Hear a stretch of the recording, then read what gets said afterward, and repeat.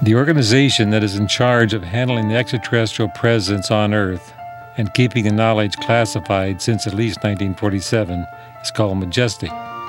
The origins of the Majestic 12, as it is called, have their roots in the July 1947 crash of several ET vehicles in and around Roswell, New Mexico.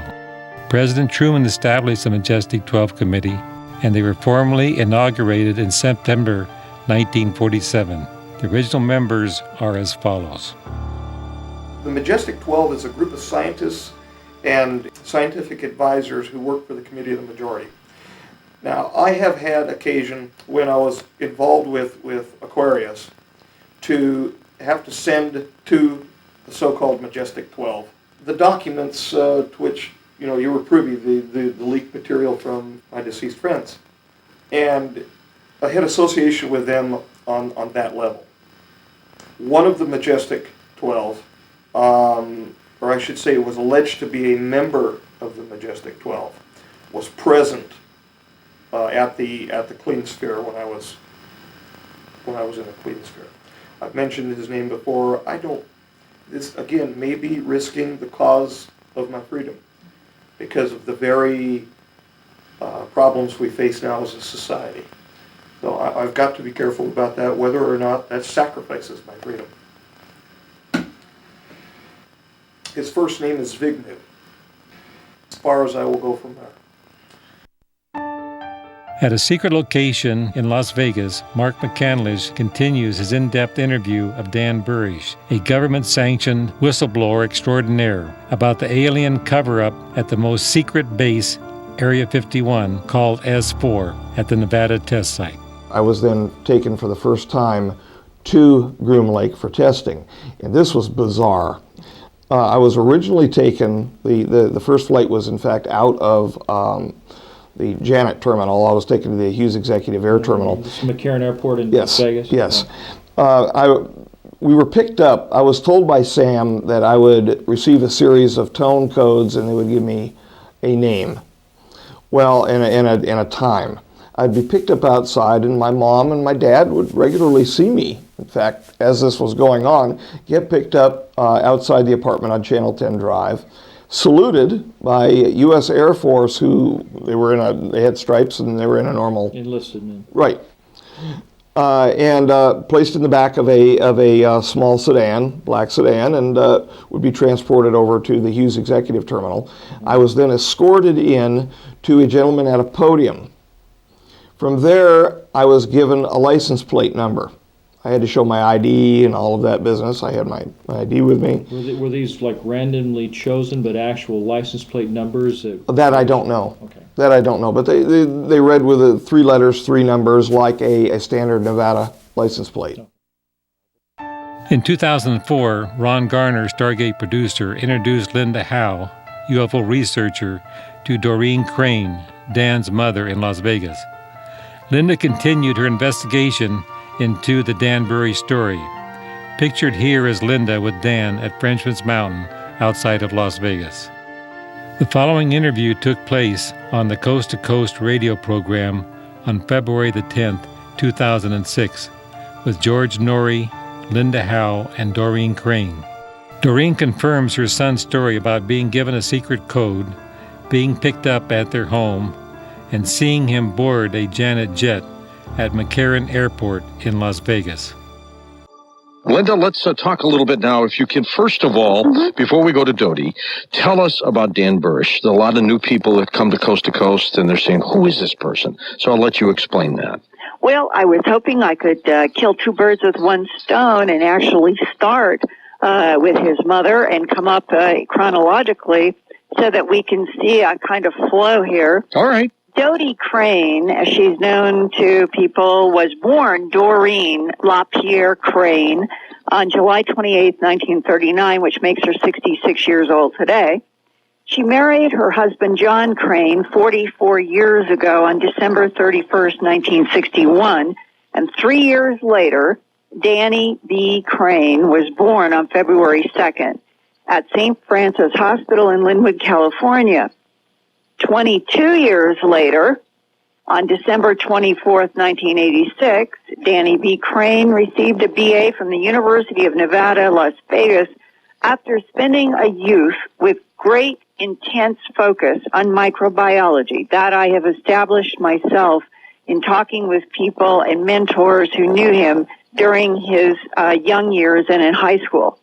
Then in 1988 to 1989, according to Doreen Crane, her son Danny, quote, received money from the United States Navy for work to get his PhD in microbiology at State University of New York, Stony Brook, unquote. Dodie Crane said the PhD diploma certificate arrived in the mail at the John and Doreen Crane home in Las Vegas on February 5th, 1990. John Crane says he put it in a frame and he nailed it to the living room wall. And now as we speak, in 2006 February, Dan Burisch is now 42 years old, and he has not seen either of his parents since October 5th, 1993. Dan Burisch told me a year or so ago that he did work on a top-secret MJ-12 project for the United States Navy that took him into, specifically, Area 51 S4 between 1989 and 1994. He says that's the only relevant time of his story. While he was there, he allegedly worked in a clean sphere with an EBIN, one of these extraterrestrial biological entities, on a medical project. I think it was on Coast a year ago. Amid the increasing amount of smoke and confusion around the Dan Burisch story, I told you that as much smoke as there was, I still thought that there was some fire there, and I still do based on some of my own independent research, but it is without doubt one of the most controversial sagas in the whole history of the UFO phenomenon, and nothing really has been proved.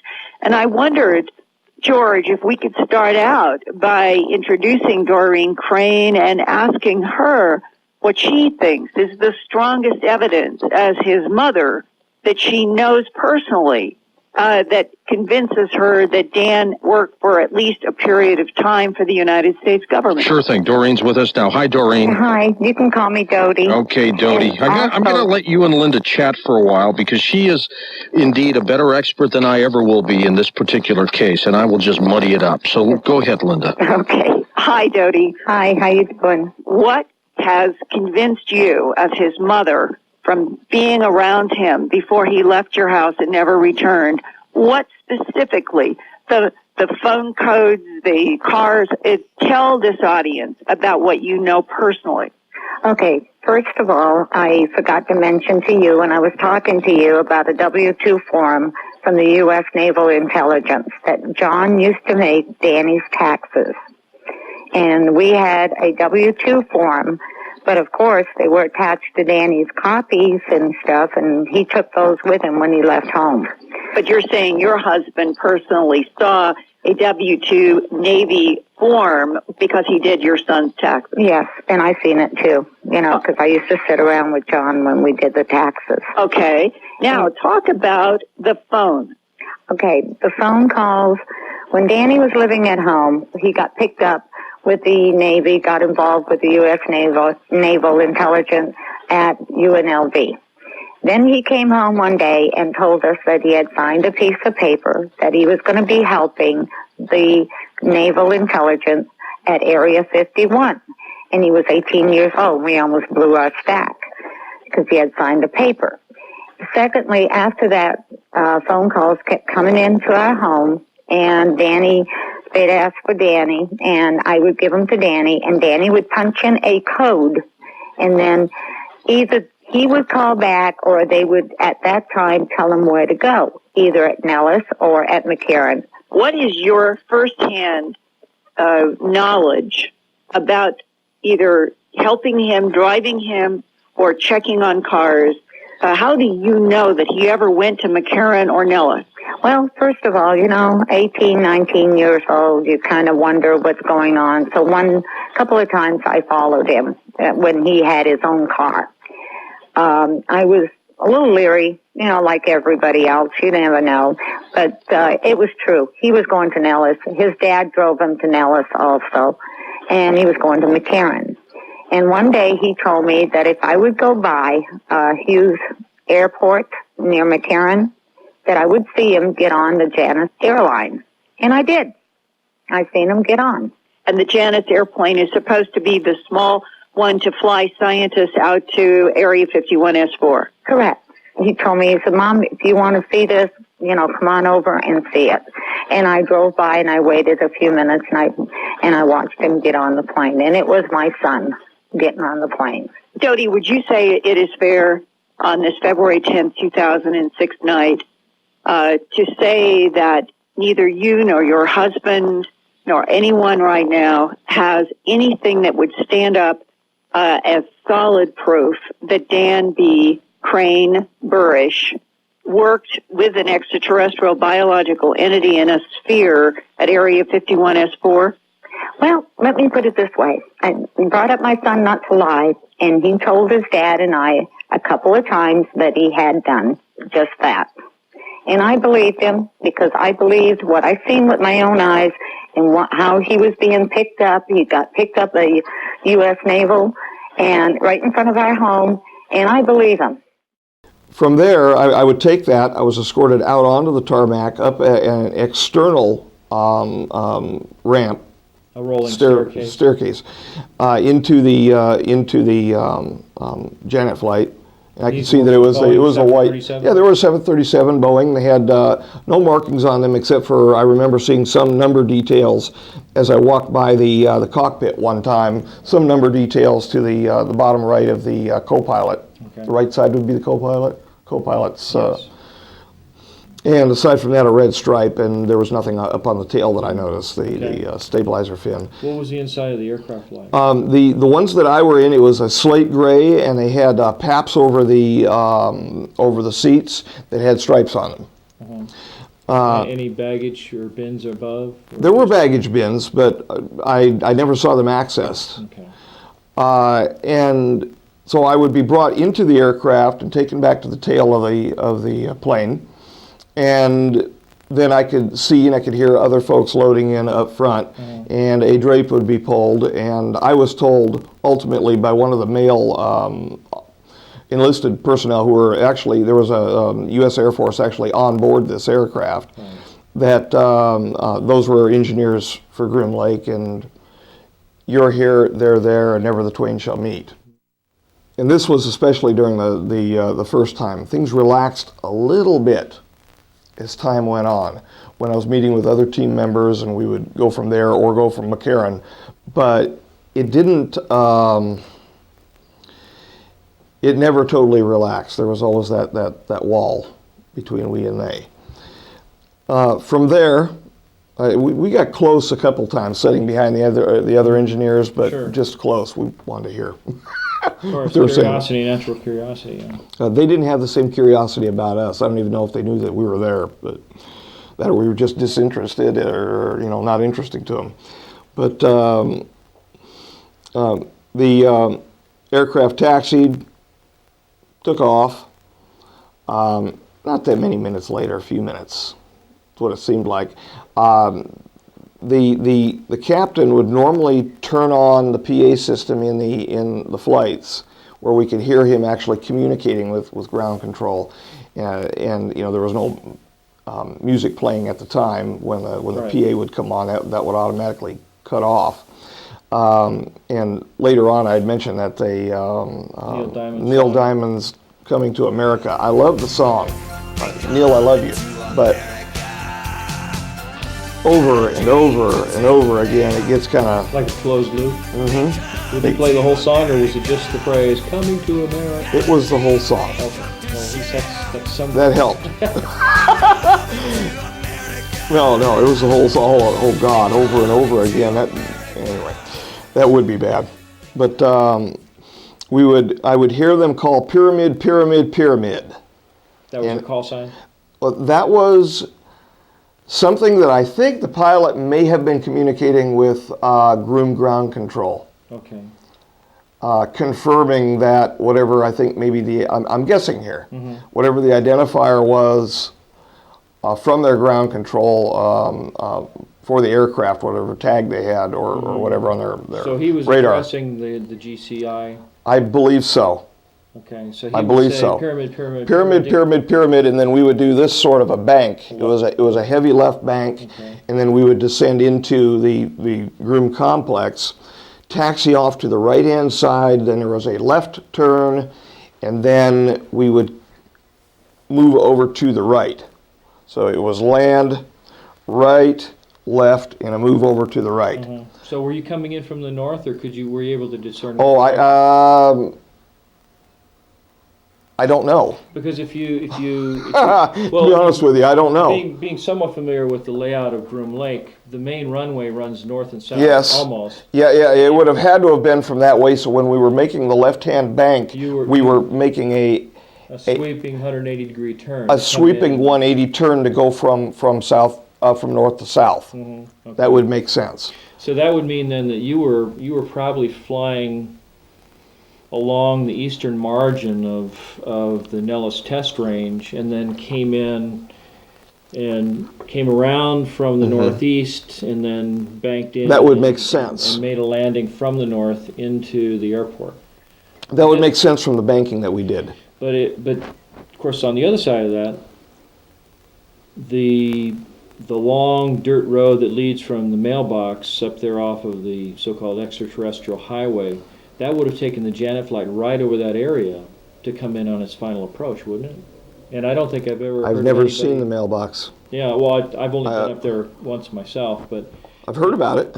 It just seems to me that a lot of the early debunkers were saying that some of the things that people had seen and that they thought were UFOs were actually just the landing lights for the Janet flights making their approach. Well, it's possible, and there was jokes going on at the time. This was after Bob Lazar's outing, when everybody got very tense, very paranoid up there, and there was a definite reaction. So I can tell that Bob's story, this may be a little bit of verification for him. I can tell that his story by evidence is accurate because of the accuracy of the Galileo Bay at S4. But also... But the Galileo Bay was which? Was that where the aircraft, the extraterrestrial... The 4-1, the extraterrestrial and the ARVs. Okay. And whatever they had under the tarpaulin that I couldn't see, for sure. But the thing is not only did he have that accurate, which he could have heard from someone, but they wouldn't, in my estimation, have become as paranoid as what they did about badges, identifying, as stiff as what they were acting. And I was hearing that they were acting stiffer than usual. From if this guy hadn't been there, right, if this guy hadn't been there. So that provides a degree of verification to me personally that he had been there. In Bob Lazar's video, excerpts from the government Bible, he describes his badge in great detail that allowed him to enter S4 at Area 51. As you can see in this representation, my ID badge had a white background with one light blue and one dark blue diagonal stripe in the upper left-hand corner. At the bottom of the badge, there were letters and numbers designating various areas, including S4. On my badge, there was a star punch through S4. The back of the ID badge was dark blue with a vertical mag stripe running down one side. My relationship with Groom Lake was very small. I was taken a couple times after landing off the Janet flights, handing my license plate number, and was taken in a small buggy, almost like a small Jeep, golf cart type. Was it open or was it closed? It was open. Okay. It was open. And by a couple, a very large looking hangar, the thing looked like a mountain as we passed by the right hand side of it. And a couple of buildings into the left, was taken inside of a building, was identified by security again, Nellis security. They looked like, they were in cami and they looked like standard enlisted security officers for Air Force. Okay, you were saying they usually wore camouflage and they had, what, a black beret? Yes.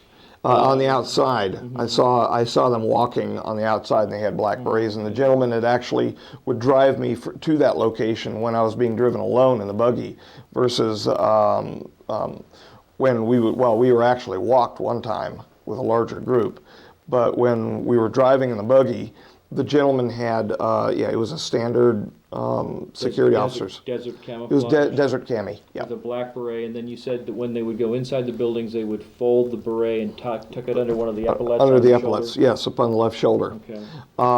Now, the SEALs did the same thing at S4, except for you couldn't see it as well. I mean, these guys were all black there. But I would then be escorted into this one hangar, and there was a barrier. This is something that's never been spoken about before. There was a barrier inside where it artificially segregated off the hangar. I would check in there, sign my name on a log, and he would do the date and time in. The license plate would then be handed by the security officer who picked me up outside of the Janet flight to this security officer. He would say, okay, and then we would go walk down a short corridor, part of this artificial barrier, to the right-hand side, make a left through a doorway, and then the personnel, there were no security-looking personnel present, and there was an elevator there. We went down the elevator, I believe a couple floors. They were paranoid about floors, both at Groom and at S4.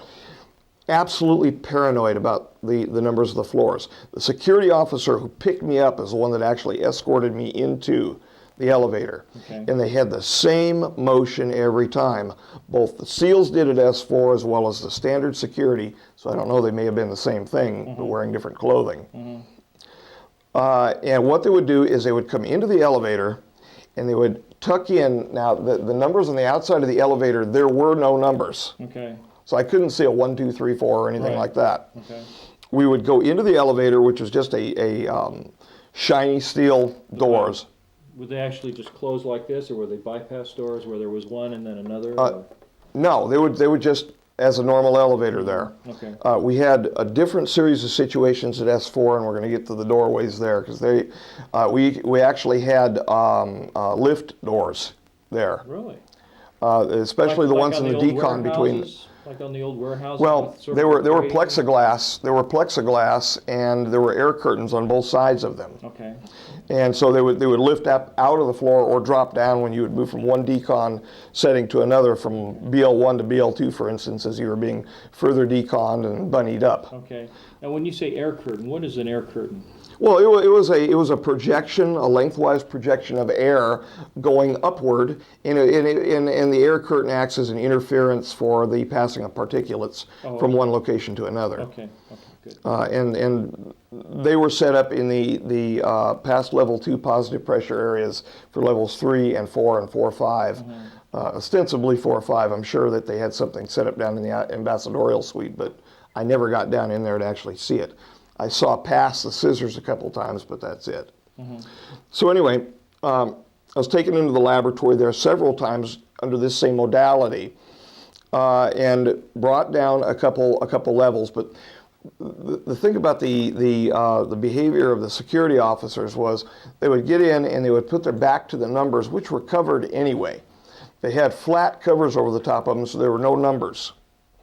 And they'd put their hands behind them, and ostensibly, I guess, count down and go pop, and they'd push a button, and down we would go. So you never actually knew which floor you were on? Nope, not initially. It was a few seconds, but depending upon the speed of the elevator, and it's difficult to judge when you're in an elevator, it was 2 or 3 floors down.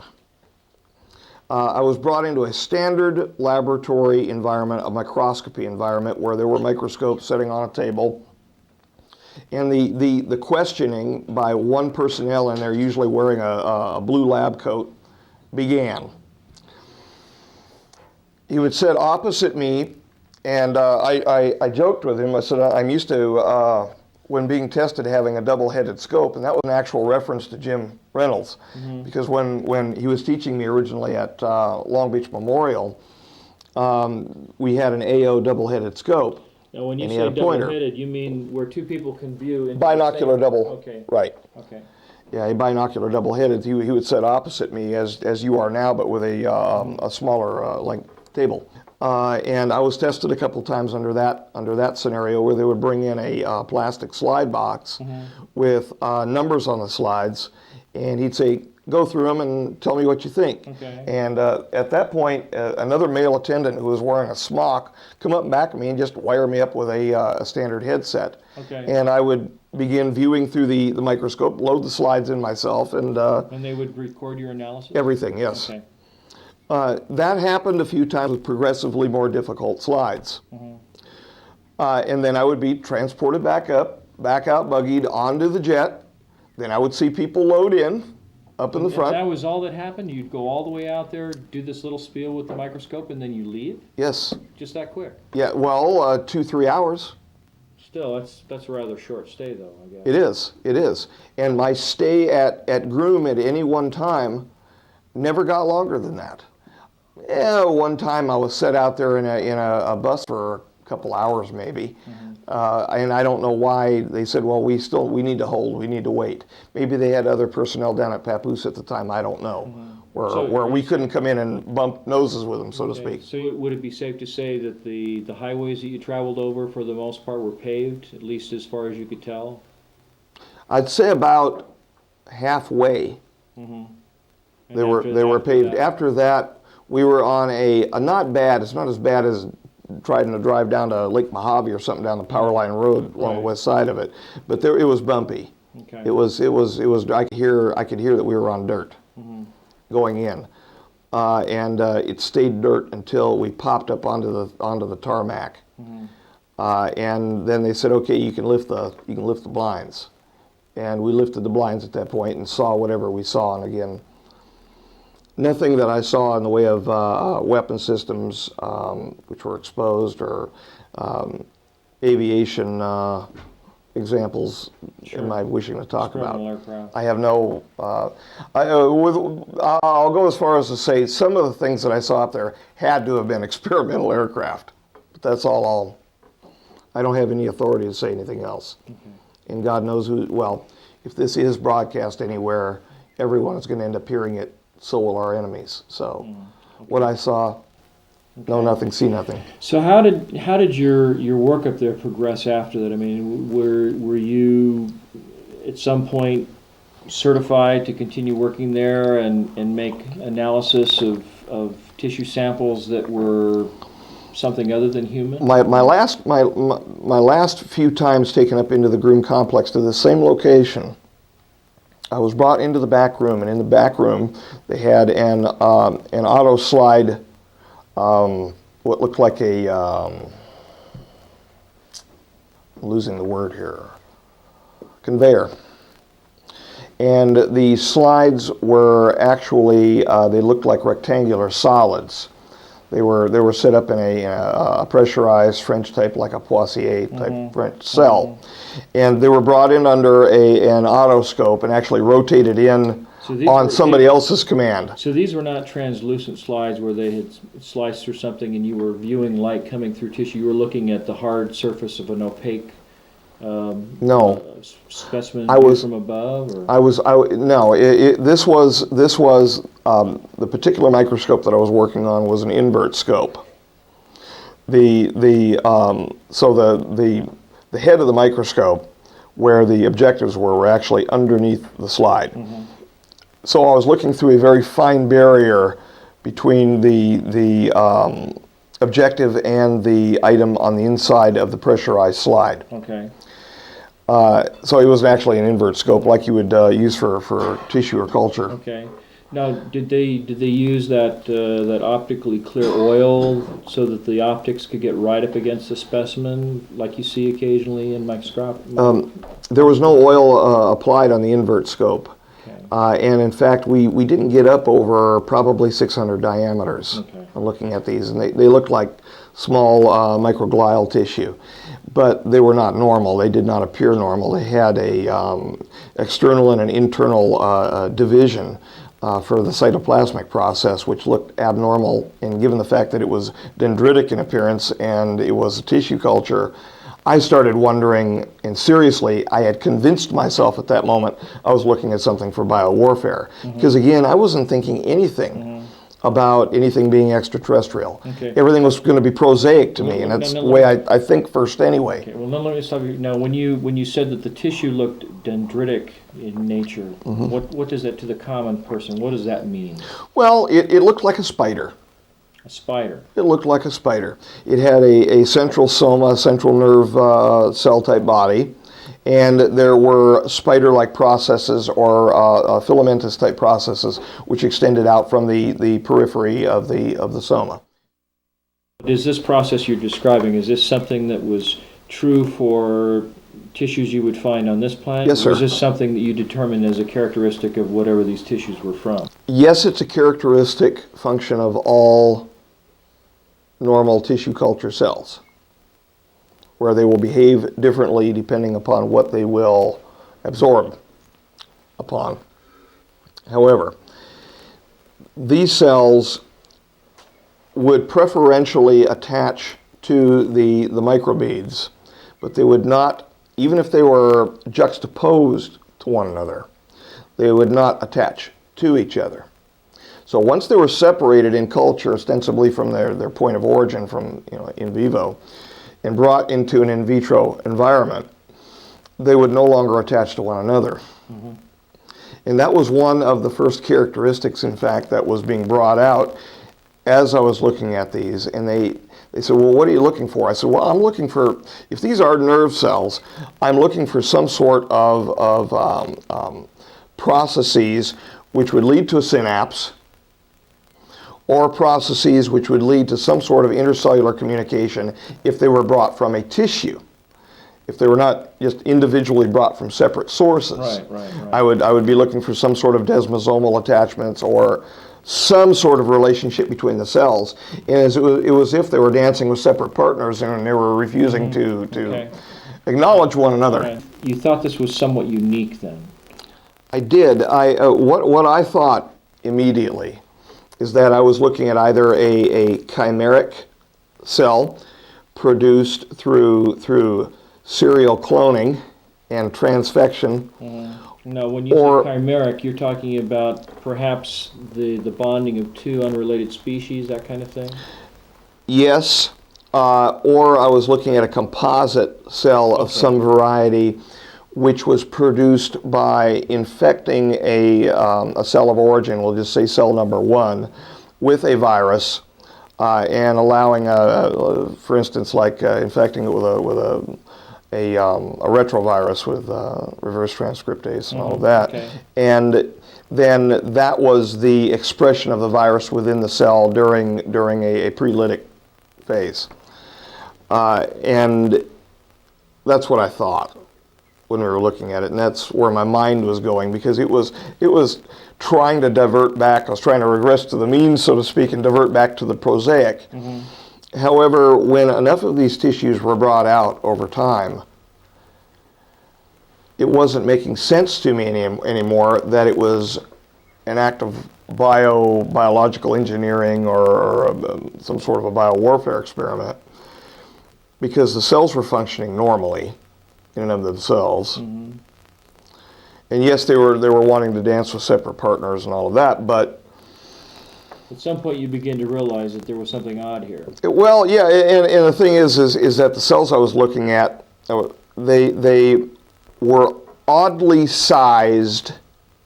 They appeared to be mammalian overall, the overall morphology, because I was then being told, okay, we're looking at skin cells, we're looking at brain cells, we're looking at parenchyma from a liver, but it wasn't normal. And I finally got to the point scratching my head saying, wait a minute here. This is not even veterinary histopathology or histology that I'm looking at here, or cytology preps. There's something very odd here that I'm looking at, and I began questioning. Landed on one of the trips and deplaned. And I expected to see the buggy sitting there, but there was a white bus, this gray-white bus sitting there off to the left. He said, over there. I said, well, aren't we? No, over there. That's when I was taken down to Papoose for the first time. Okay. It was actually in the bus, and later on, years later, they were actually choppering us from there over to the location. Okay. We were being choppered. But got into this bus, and I was wondering, what the hell we were doing, because it took off in a different direction, and then they told us shades down, and so we actually helped in closing the shades in the bus. I could tell this was much more gravelly, and it almost felt like a couple times as the guy was driving, he was driving too fast, because I could feel the bus sliding. They are wild, some of them. They don't follow rules, and they play games. Well, this was my first introduction to it. So we slid along and got down there, and the security said, wait, wait, wait. The security wearing the cami never got off the bus. And they said, okay, guys, up and out, up and out. So came, looked around, and I noticed as soon as I got out onto the ground, there were two blue lines. Outside of the blue lines, they looked like somebody just did a spray painting. Okay. Later on, they actually had the lines in place, but this was it was poor. I mean, it looked bad. And then there were two red lines that were sprayed on the outside of it. He says, gentlemen, this is the security officer on the inside of the van. He says, you stay inside the blue lines. If you wander out of the red lines, he says, you see the red lines, both of you. He says, I want you to both acknowledge this. I said, yes, sir, I do. He says, if you wander outside those red lines, they will shoot you. Now I'm scared. I was extremely frightened at the moment. Shoot me. And he said, they will shoot you. Now I saw for the first time the security at Papoose. They were standing there with the small automatic weapons, staring at me and at him, but it felt like they were staring at me. It scared the hell out of me when I stepped off the bus. I can imagine. They were it wasn't just their presence, it was the way they were standing there. You can project presence, and of course I learned to do that as a police officer. Sure. And all of that. But they were standing there with their weapons on you. I could tell that they were pointing their firearms at me. Mm-hmm. So we got off, and no bravado at this moment, and we followed our way up around to the right. It actually looped a little bit and around to the right to a door where one of the officers was standing at the door. He opened up this, there was no marking on this particular door whatsoever. Just an inconspicuous door like you'd see in a theater or something? It was actually inside of the mountain, but there was a roll around the door that I could tell was molding, but it was camouflage molding. Mm-hmm. And it was stuccoed, like spray painted, mm-hmm. so that it looked like sand. And it overhung over the door just enough where the door appeared like it was inset. Mm-hmm. So the door was opened up, we went inside. There's a table there with a security officer. We were asked to identify ourselves. We did. We signed our names. Okay. We were asked to put our social security numbers and date of birth on there as well. Photographs were taken of us at the time. Actual Polaroids were taken of us. So I probably looked like a scared rat there, but from there we were escorted in past what was called a hand scanner. We actually placed our hand on a scanner. I didn't see anything rolling over it, no light, no nothing like that. It was just a flat black screen. Mm-hmm. And they said, okay, fine. A door was then opened from the left to the right, and this is a sliding door from the left to the right, and we went through what appeared almost like an archway. And we were escorted around to the right immediately and down to a nurse's office. Well, we are getting into it here. Down to a nurse's office. There was a male nurse present. He asked us to strip down, which we did. When we stripped down, security toting firearms took our clothing away from us. Now that is a real queer feeling. So you're buck naked at this point? Or are you Yes, sir. You're down to your skivvy? No, he had us buck naked. Every time into the facility, you are stripped down to your birthday suit I was. There was never a time that I walked in with my clothing that I ever got by 2 guards with firearms in back of me, the male nurse in front of me, and went anywhere past that with my own clothing. Now here's my next question. Did they weigh you coming and going? I was getting there. Okay. We get weighed 3 or 4 times in this facility. There are weighing pans at the workstations down on level 4 where you have your private workstation. You are standing on a weighing sensor. And this is to determine whether you're taking or pocketing anything that comes out of the facility. Including anally. Exactly right. Just like they would do in a federal penitentiary. Yeah, there is no way to get anything out of there. Not a way on God's green creation. They've got cameras. When you walk in, there are ball cameras.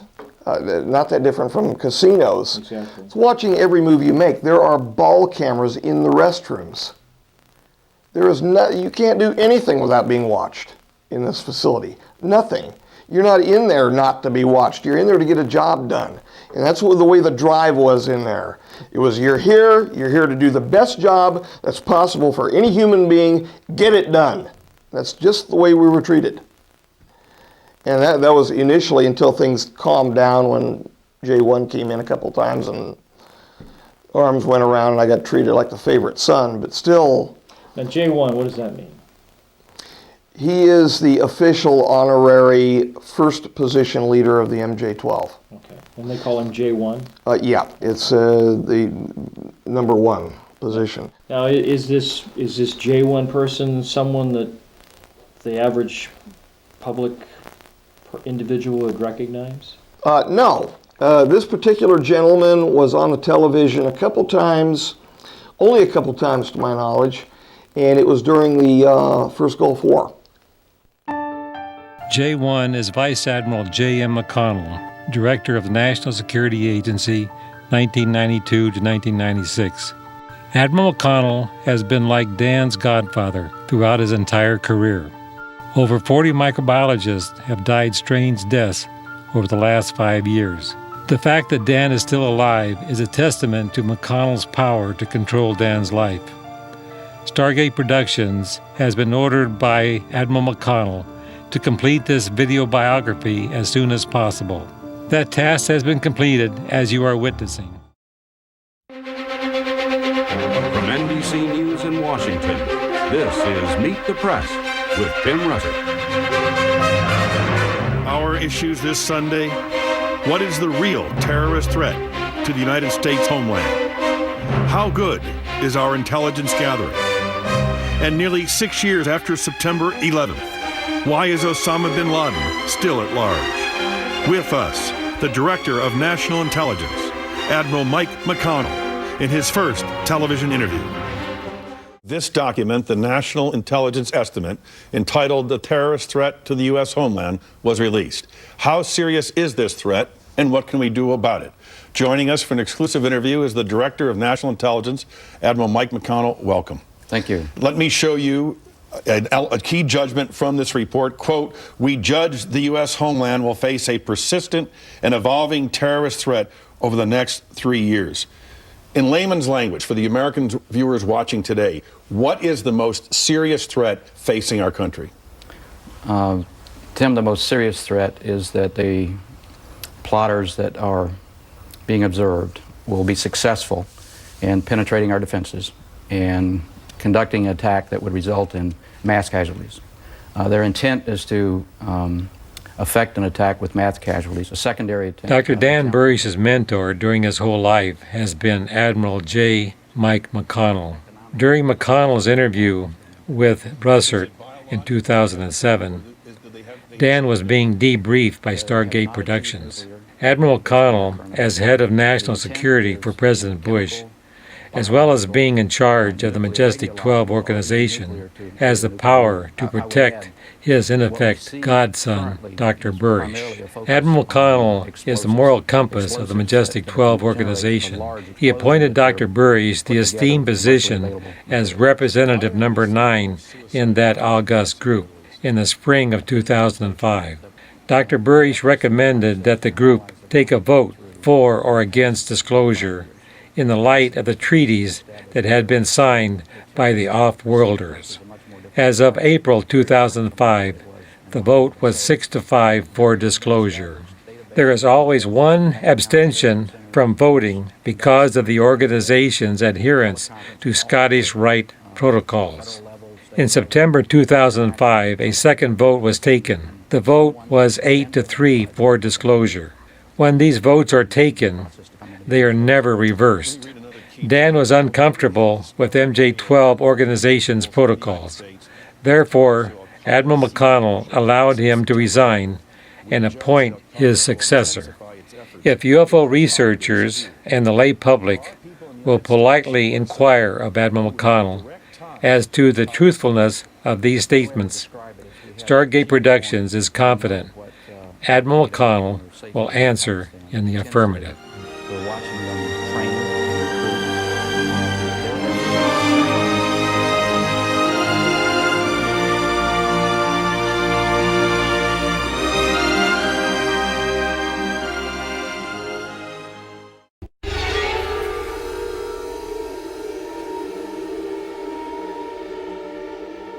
access these naturally occurring stargates.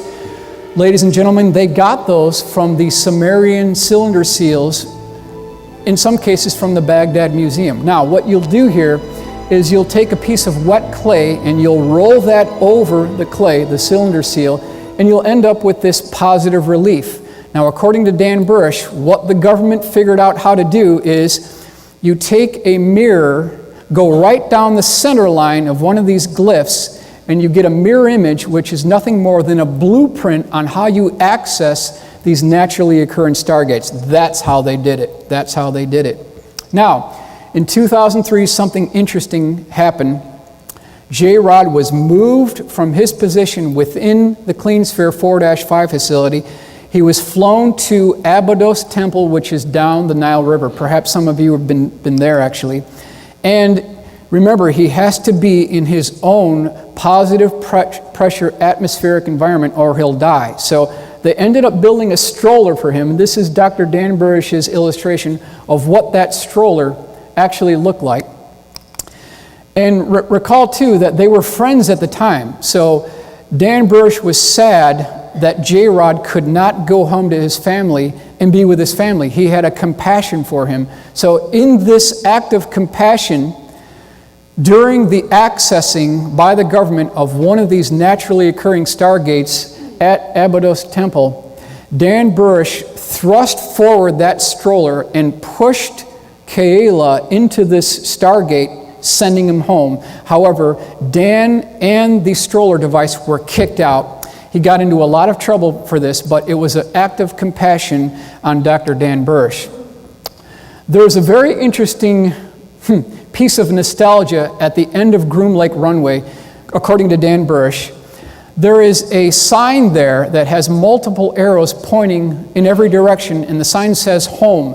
And this is a symbolic message that what takes place at S4, perhaps Groom Lake, home is underground, it's in outer space, it's north, it's east, it's west, home is everywhere. There's a symbolic encrypted message being employed in this symbol here. So, ladies and gentlemen, I think it's really important that we honor the courage that Dan Burisch had to come forward and give us this information regarding the specific details of the S4 facility and providing all of us a potential for a very bright future which is on the nearby horizon. And I want to thank you for your attention.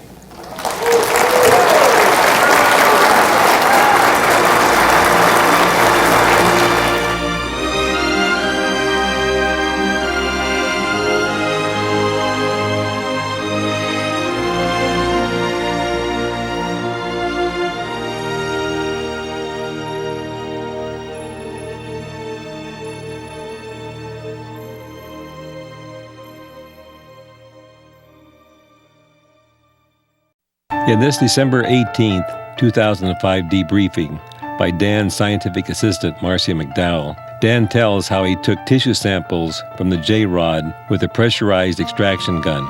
He goes on to explain in great detail how the extraction gun device was constructed. Then he describes the necessary protocols for suiting up to enter the hyperbolic clean sphere. Toward the end of the time he spent with the JRod in 1995, the JRod approached him unexpectedly, which caused Dan to panic and stumble backwards onto his back, after which the JRod climbed up on his chest and looked deeply into Dan's eyes, flooding him with valuable information about Earth's exotic past and possible catastrophic future. In this series, you will learn information never before made public. Astonishing, amazing, earth-shaking, yes, but it's simply the truth. Because this information is so revolutionary, there are many disinformation specialists on the internet attacking Dan's credibility. Well, when you know that these people are out there and they're making a concerted effort to try to undermine any work that you're trying to accomplish, before it even has a hearing by the general public, before it's ever evaluated on its own merit, then you have to ask yourself, why are they so very afraid to even listen? If they don't know what you're about to say, but if they know what you're going to say is straight down the line, and they are terrified that you're going to let something out, then it becomes a lot clearer why they're going to these lengths to try to derail any work that you're doing. Well, I really think that trying to size them up, that they care little about whether or not I'm even telling the truth. As soon as it triggered a certain point of interest, that's where they go to work no matter what. Because it's what I'm trying to get at is that if somebody is talking through their hat and they have nothing of value to say, they don't get into gear. Oh, no. They don't bother. They don't bother with people that really don't have anything to say. No, those people are actually serving their overall purpose. But when you have somebody gaining traction who has something to say, and they know it. Well, most UFO accounts don't make it to the public, and I don't, like I said, I don't consider my account a UFO account. It's all IFO. But most don't make it to the public, and this account sure stands a high likelihood of making it to the public. And so they're going to be targeting. And they don't want it to make it to the public, or they want it to make it in such a way that it would be fractured. And it's our obligation, our objective, to make sure that it gets intact. Well, see, that's one thing that they actually suggested. And not they, but people whom have fallen under the influence of that group being possibly, having any redeemable value at all. And then it was suggested to me, well, maybe you should go through this reptile account, this Project Serpo account, and actually evaluate it. And I said, no, I don't want to evaluate nonsense. No. I know that it didn't happen. I know that it's nonsense. I have heard different modules for disinformation, and that is one of the spins that I heard years ago for disinformation. So when it popped up and I heard about it, I knew exactly what it was, and that's why I could easily just say, well, the next one's going to be this or that. It's going to be DROPO, and which stands for Operational Order. So the next one's going to be DROPO. And then they're probably going to relate that to the Dropa stones and say that's where that comes from. It is, and I labeled this word on it. It's bullshit. Yes. So that's where it sets. What are we gonna? Well, we have enough time to talk about getting suited up to go and see the JRod, or possibly discussing a little bit about Majestic. Very little, okay. I know what people want. I also know and then I've got people want what parameters. want, and then there are things that we can talk about. The basic procedure, if you will, we would meet on the level 4 in the briefing room, and if we had samples which needed to be removed from the JRod, the A and B team would be picked.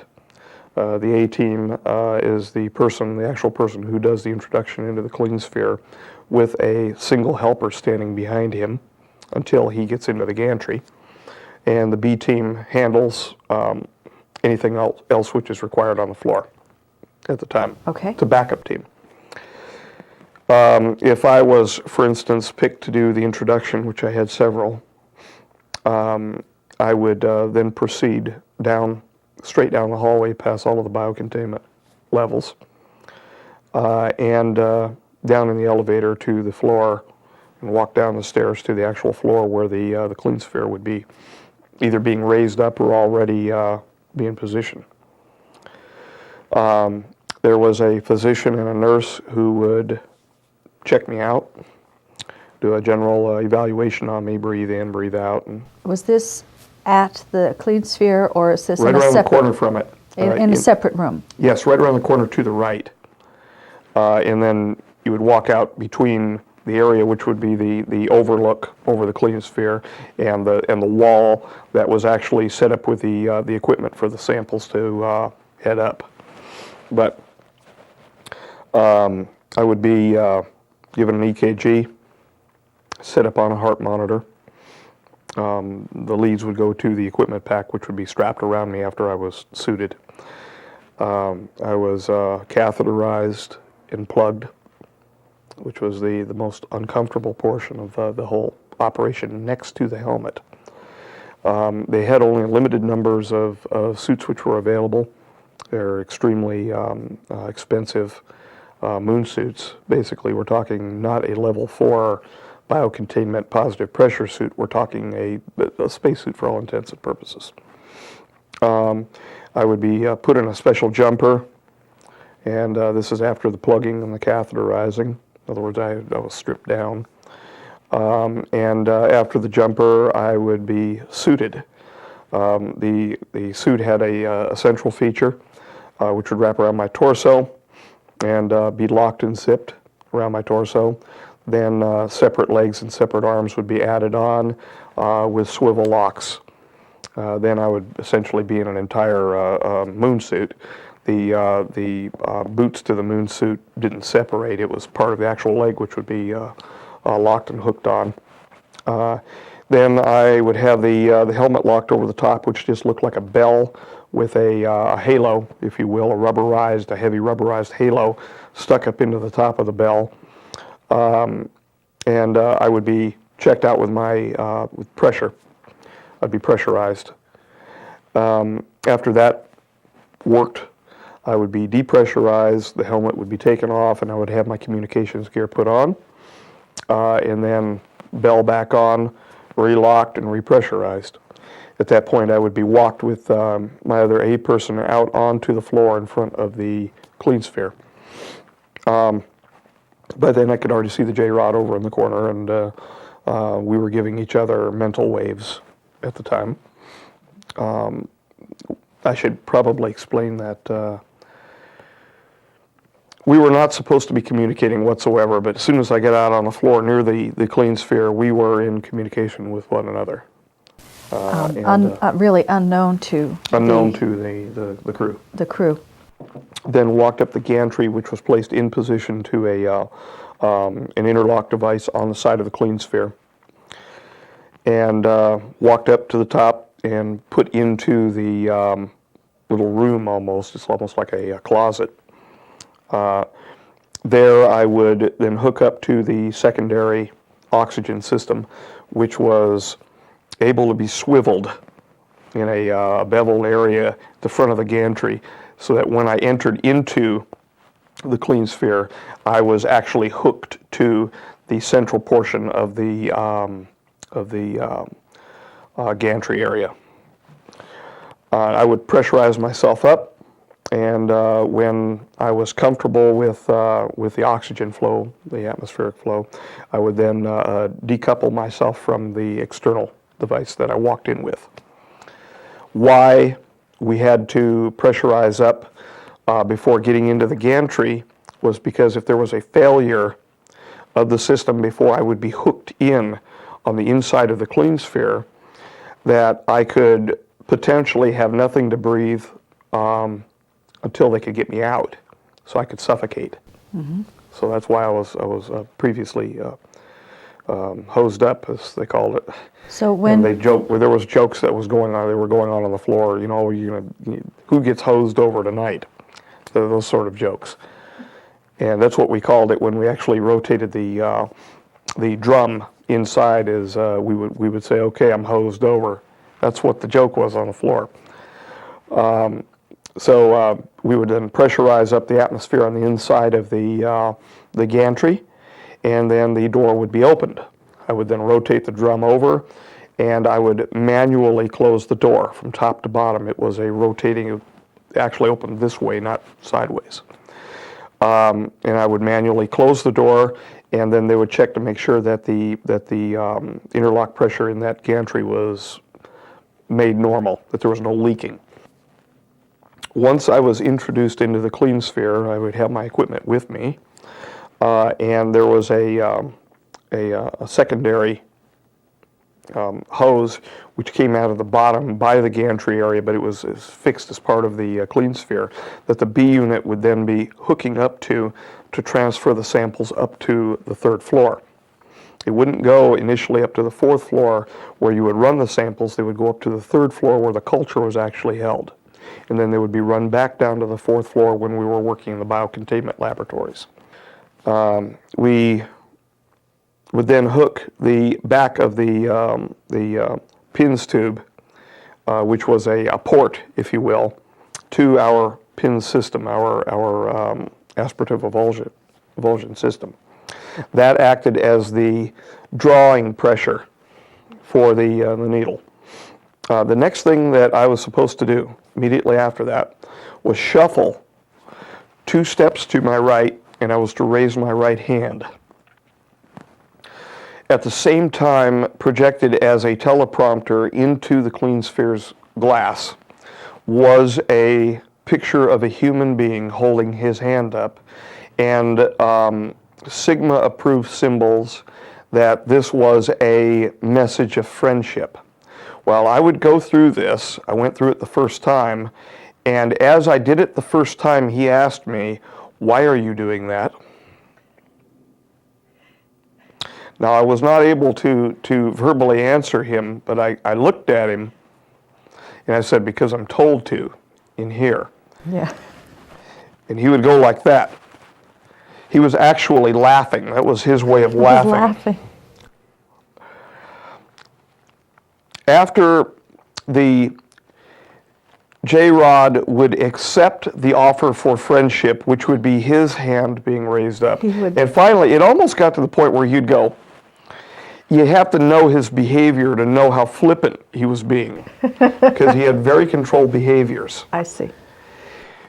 And he would raise his little 4 digits up, and then I would be permitted then to walk from my position to him and carry out my duties, which he had been previously told what the duties were for that particular introduction. The bottom line is, as I was walking toward him, he was saying, "So you're going to remove sample from right appendage?" And I'd say, "Yes, sir." And while we were getting to know each other, he told me his private name, and I told him my name, and he wanted to learn about me, and he showed me a little bit about his growing up in Reticulum, and the beanie. Mm-hmm. The beanie line came up because he wanted to know some things from my childhood, and I recalled a favorite cartoon, which was Cecil, the seasick sea serpent. And Beanie. And Beanie Boy. Beanie Boy. And so I replayed a little bit for him in my head. What I remembered from one of the episodes was Cecil yelling, "I'm coming, Beanie Boy," to help Beanie out. And So he started calling me BNE because he separated his words that way, Right. naturally, from his actual learning of English from us. So he called me BNE most of the time. He didn't call me Dan or Danny or my childhood nickname all the way up to now, Boo Boo. He didn't. I told him those things, but I shared those things with him, but he called me BNE. And part of the reason why he, I think, associated with me as BNE is because the B team, when the B team was on the floor, Polly was there, and I looked over my shoulder one time, and Polly used to wear a hat with a beanie, and I actually have the propeller hat from him. Yes. He subsequently passed away during an accident up at the facility, but anyway, I looked over my shoulder, and he said, B&E that. And I looked over my shoulder, and I told him no, because Polly had a beanie hat that had a bill on the front of it. And the beanie hat that I was thinking about, that I was showing him from Beanie Boy, It just had was the, just a cap with the propeller. With the propeller. And so we had that discussion. Now, what I had with me in my case, depending upon the number of samples to be removed in locations, and that was established in briefing before I would ever come down onto the floor. I had it rehearsed, and we had to physically go through a rehearsal of what we were going to do. And that was filmed and recorded, so if we deviated from the procedures, everybody would know. So the only deviation I had from any of the procedures was actually, aside from falling over backward at one time, and that was his deviation, not mine, because he stepped toward me. He stepped toward you. And he was not supposed to. The only deviation was the actual conversations, the personal relationship that I had with him.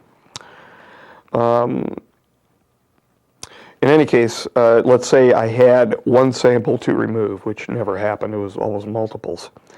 I had a measuring device with me, and I would measure the area on his upper appendage and actually mark it off with my thumb, using my thumb, for lengths down the arm and the position on either the biceps or going down into the brachioradialis, where a lot of the samples were removed. And these sample removals were not chosen by us. They were chosen by the committee above us, by the cover committee. So we were being told, and they were interacting with the wise men up there. And we were basically told, you will evaluate what we give you to evaluate. So we evaluated that on our own, in our own style, of course, but we were told what we were going to be evaluating. It wasn't a situation of, well, I could make a call and try to get a sample from this location. No. We were told explicitly. Well, what I would do then is I would remove one of the vials. They were pressurized vials from the kit, and make sure that it was matching the area that I would have a sample removal from. Then I would add that vial into the top of my pins gun. It looked almost like a needle gun. And I would snap the vial down into the front of the pins gun, where the front of the vial would then be penetrated by the needle, the inside of the needle. Yes. And the front of the needle was not uncapped at that point. It was actually set where it was sealed. The next thing that I would do is I would snap the back of the needle into the back of the port, there was an actual back of it had a rear entry point as well. And that was hooked to the pressurization unit. And I would close the top of the pin system.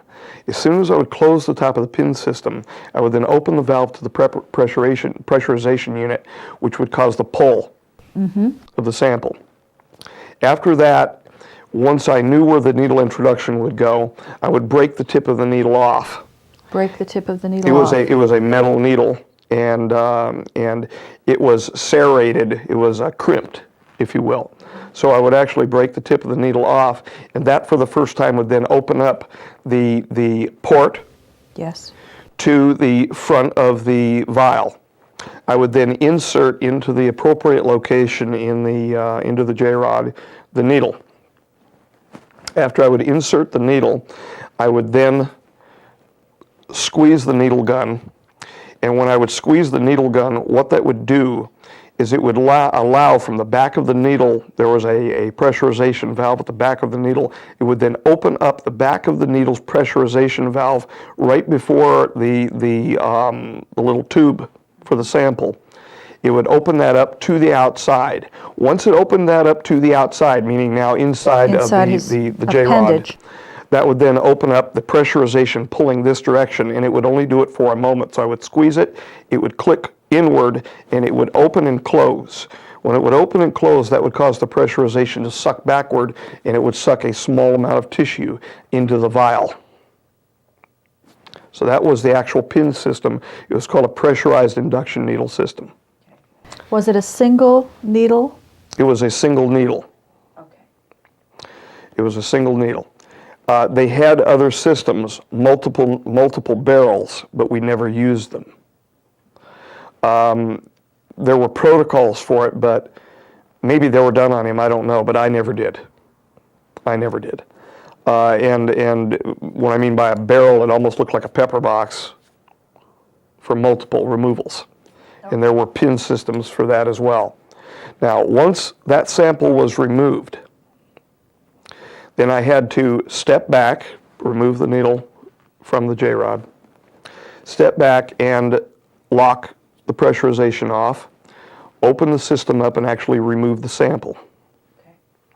I would then take the sample over to that little induction area, and I would pop the sample into the induction area, the vial, if you will, and then the B officer on the floor for the backup unit would then turn a switch, causing that sample to then be sucked to the outside of the clean sphere.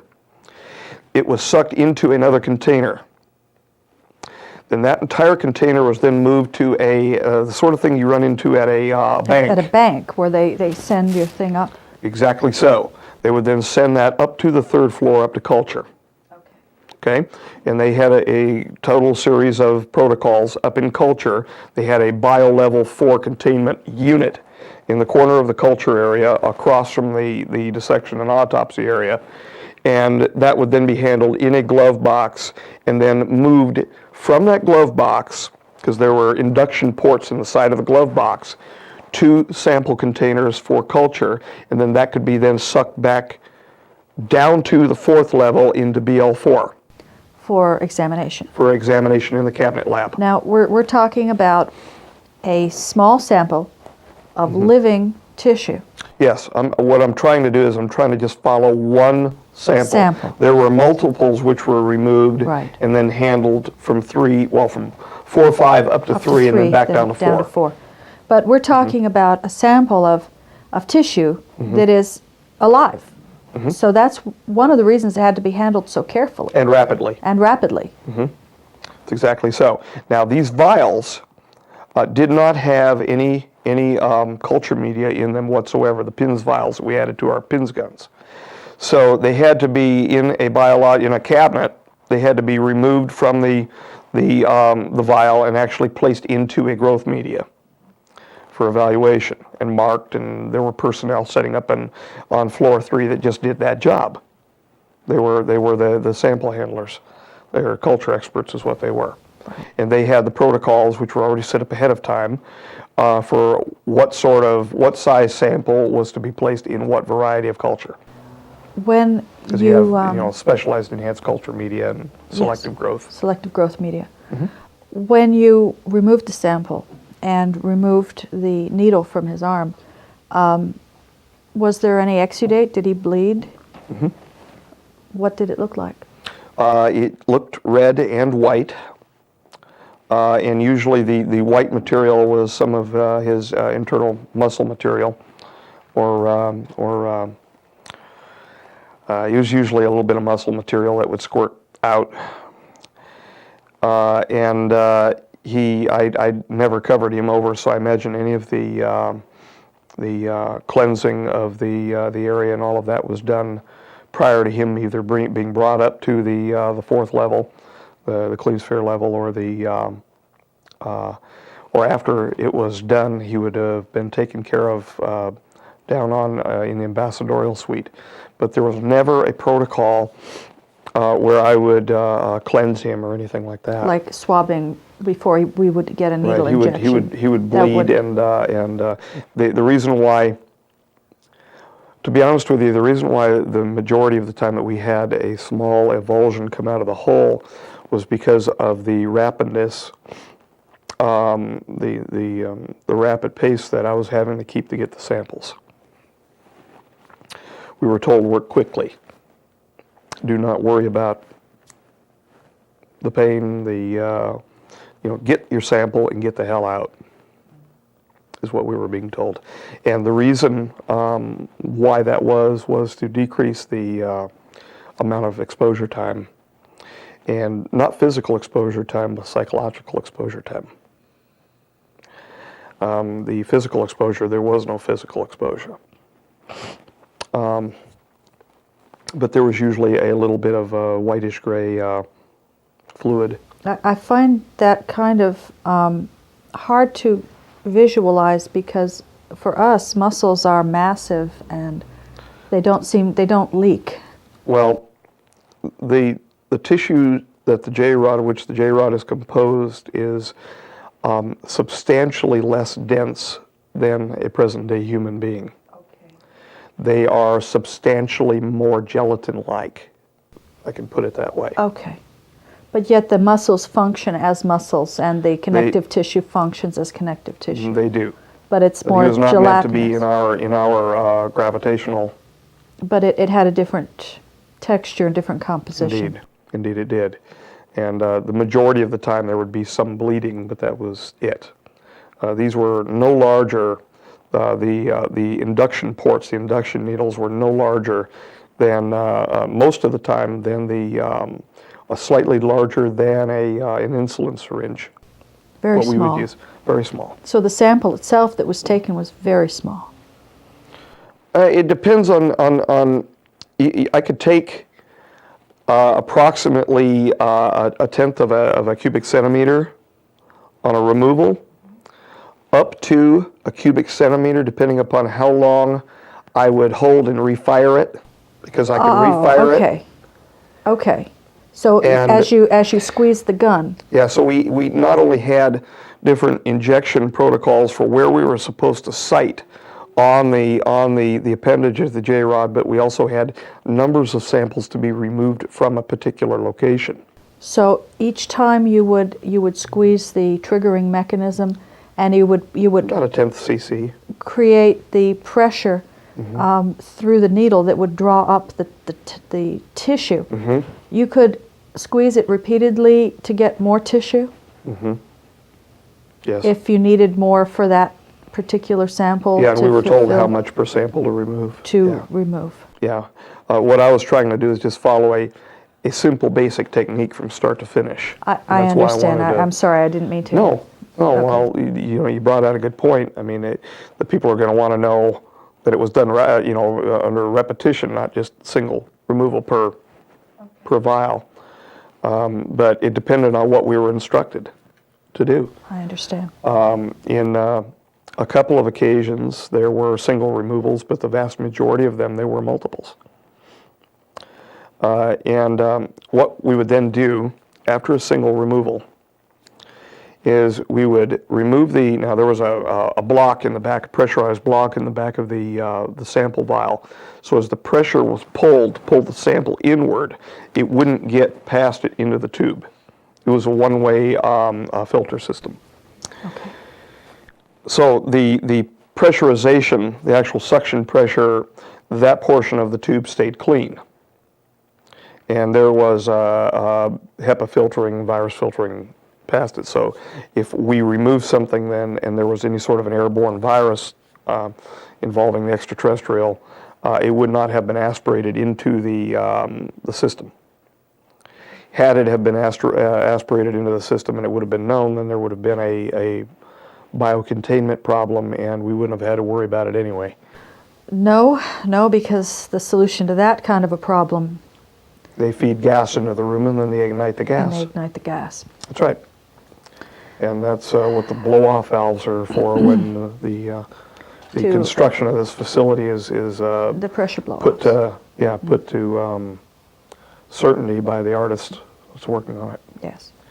In any case, we would get rid of the vial, and it would be sent up, moduled up to culture 3, and then I would have to remove the front of the pins needle, exchange it out, exchange the medium system out because there was a filter in between that as well that would go over the top of it.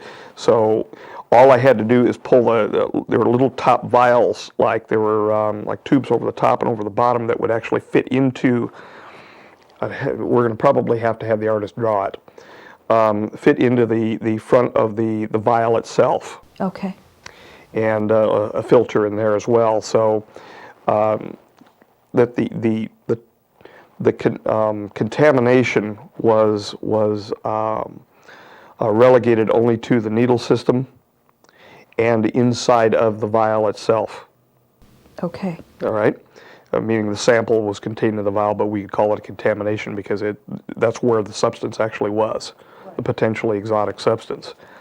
And so I would tear the front of the needle down, basically, put a new one on, and go through the same system again by removing the front of the needle and removing whatever the sample protocol was from the JRod.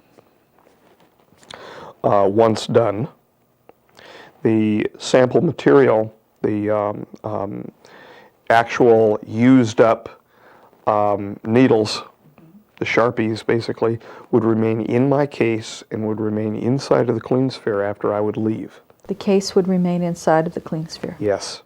I would not walk out of there with the case that I walked in with. I was going to say, yes, that makes sense. The next thing that would happen is we would go from 1 over to 2, because I had a communications system on. It was like a harness belt around me with a communication system, and I would advise that the ECE contact was completed, and they would tell me, okay, you can wait by the door, meaning the inner door, and I would back myself. I was actually supposed to step slowly backward away from the JRod so as not to scare the JRod. Slowly backward, so I would follow the protocol, and I would walk backward to the door, and I would wait, and then I would be told fine. The center was then repressurized, and I could then unlock the door and open it up. Now there was an electronic lock on the inside of that door. It was set electronically, so if I tried to get out myself early, no go. I could not have left. But once approved, then I could step back into the center area. Now comes the tricky protocol. How in the hell am I going to get out from the inside of the containment area with my suit? Because I've been in contact with what? Exactly. Potentially exotic material. I didn't. The drum would get moved back over. I would then rehook into the external air, and the other hoses would be dropped right there, just left on the inside of the clean sphere, and the door would be locked. Now I'm in this little cubby area. The gantry would be pulled back. The bolts would be removed from the steps to go up to the gantry, and the scissor mechanism would be brought down, so I would actually be brought down in a container. That container was then pushed over. Now I'm breathing external environment. That container would then be pushed over to the outside wall area outside of decon, which is the area where I was first plugged and all of that business. The top of the container would then be cleaned with a rag over a port. Mm-hmm. A tube would then be pulled from the wall, large hose, if you will, up above me now. I'm standing there and I'm breathing the outside air. Well, it was pressurized. It was a separate system. It was a highly controlled and a separate positive pressure system. But outer air, meaning not inside of the clean sphere anymore. Mm-hmm. And the entire area that I was standing in would be filled, liquid. And there I would stand for 15 to 20 minutes, move around, and I was in a bathing liquid. It was a decon facility. Then a hose would be added to the side of this gantry area, and it would be flushed. That would then go off to a biocontainment, and I do not know how they disposed of the liquid. We were never told. We were just told that it was disposed of appropriately. Anything that was alive in there wouldn't have been alive. And then I was allowed out of the gantry. It was unlocked. I was allowed out of the gantry, and then I was slowly depressurized in the suit and allowed out of the suit. From there, I went through a medical examination. I had blood removed. I had to do the coughing, and they'd listen, and they're doing the thumping on my lungs, the auscultation, I think it's called, and then I would be allowed to debrief.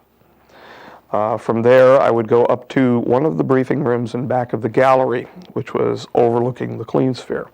And they had briefing rooms that were set in back of the gallery.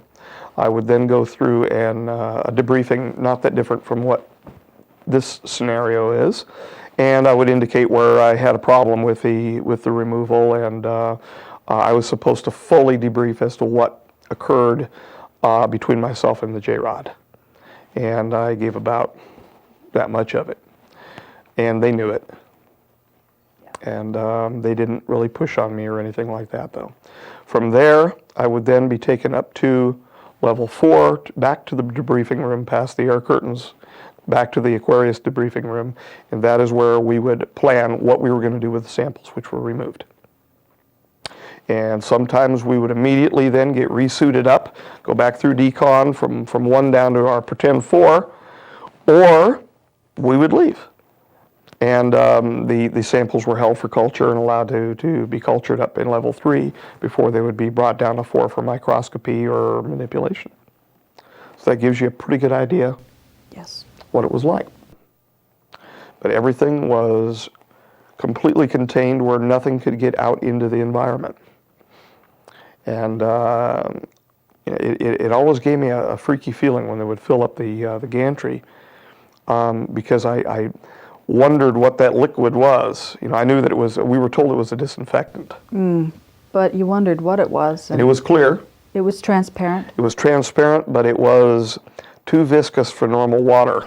Mm-hmm. It wasn't water with as a universal solvent or anything like that with something diffused into it. It was thick. It wasn't as thick as mineral oil, but it was somewhere between a light mineral oil and alcohol. Okay. And they gave the name, I'm sure, somewhere along the line what the name of it was, but I couldn't give it. Couldn't have cared. But moving around, it didn't affect you because you were self-contained. I was self-contained with a positive pressure going to that separate pressure unit from the outside of the clean sphere, not the clean sphere's pressure unit. And so there has to have been at least 3 separate positive pressure systems down there on that level. One for the gallery level to walk around and to walk around the clean sphere, one inside of the clean sphere that led out of the clean sphere for our positive pressure, and one to the gantry. To the gantry itself. Right. And I don't know what the schematics look like, what the pressure systems look like around the rooms we were in. I have no idea about that. I know it worked, though. Yeah. It never failed when I was in there or anything like that. The only thing that failed when I was in there was me and falling backwards, and it only happened once. You caught your foot, didn't you, on part of the grating? I still like this vision of it, of me standing there and doing everything right, and then him leaping in a mad gesture across the room. It didn't happen. I went to walk toward him.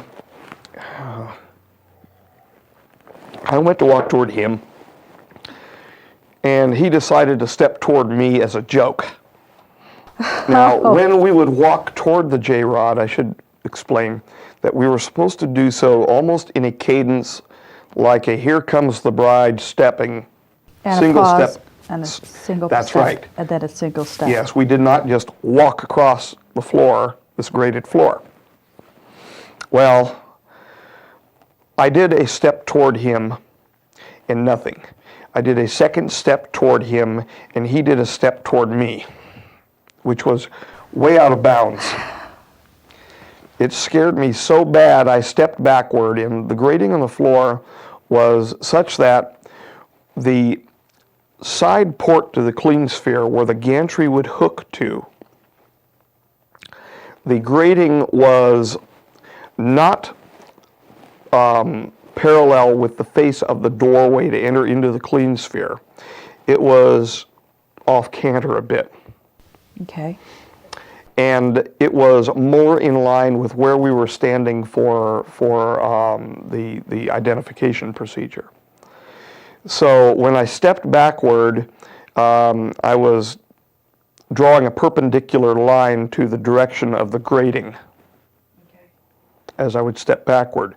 And so the grating was right up against my heels. And I think it was my right heel that I stumbled with. But I know that it was either my right heel or my left heel, because my other foot then got tangled up because I began to panic, simply because I never felt myself get stuck like that before in there. And I had him stepping forward at the me same time. at the same time, and I panicked. And when I panicked, I fell over backward onto the pressurization pouch, which contained the filters for the suit. And I had a hard time getting up. So I was kind of laying there, like I said, I was laying there like Dr. Vinkman that had been slimed in Ghostbusters, and kind of doing the weird cockroach routine, laying on my back. And he continued to step forward, and I didn't know it at that moment. And I had placed my hands to my sides because I was trying to set myself up. I had, at that point, my A person outside the gantry saying, Dan, are you okay? Dan, are you okay? When that was happening, I then had surveillance coming over and saying, what's the nature of the anomaly? They thought I had been hurt. Mm-hmm. That he may have said something to me or directed some sort of entrainment toward me and harmed me, that I was under attack, in essence. And I heard them saying something like, we're going to thump the repress. And I said, no, because what would have happened is I would have been fine. The pressurization on the outside of me would have changed. He would have been hurt. Oh, yes. They were going to intumesce him. They were going to intumesce him to stop him. They thought and he if was necessary, attacking. they could have killed him. Right. And that's one thing that, before I go on what he did, that's one thing that was always, I never agreed with the bioethics or the morality of the issue. They were willing, knowing who he was, knowing that he was another human being, they were willing to sacrifice him for my life. Mm-hmm. And I don't agree with that.